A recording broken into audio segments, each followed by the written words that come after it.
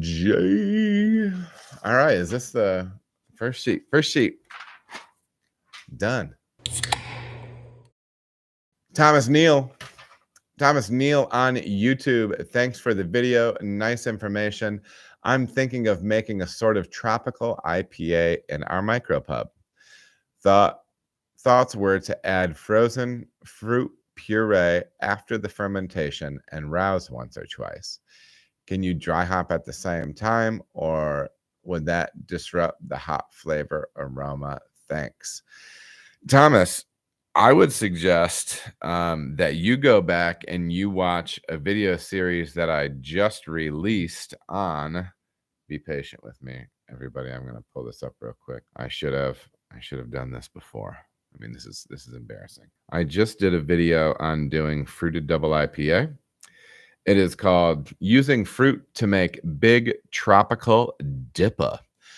What I typically like to do with things like this is I like to pull bitterness out of IPAs. So you'll see in that particular one, I don't use any bitterness at all because I know the volume of fruit that I'm using is going to bring enough acidity to where if I bitter up that beer in the kettle, that I can be pitting acidity and bitterness next to each other and be making an aspirin-like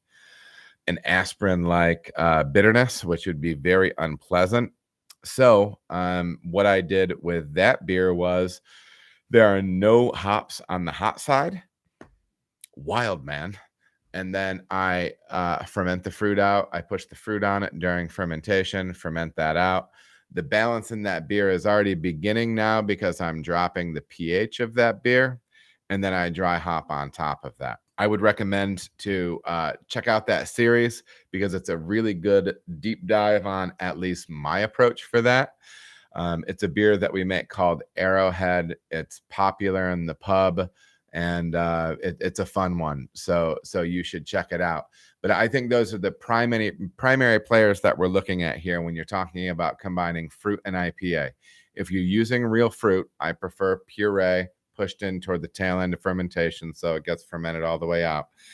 But you're injecting a fair amount of acidity and probably way more acidity than you think. If you're using raspberry, the pH of raspberry is probably between 2 and 2.5.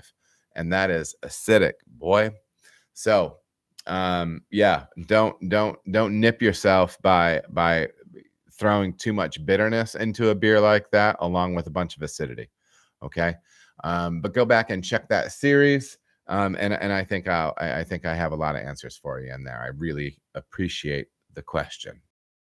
All right, everybody, thank you so much for watching. If you feel as if you got any value out of the video, please like and subscribe. There are also other videos that you can watch. They're going to maybe be over here or over here.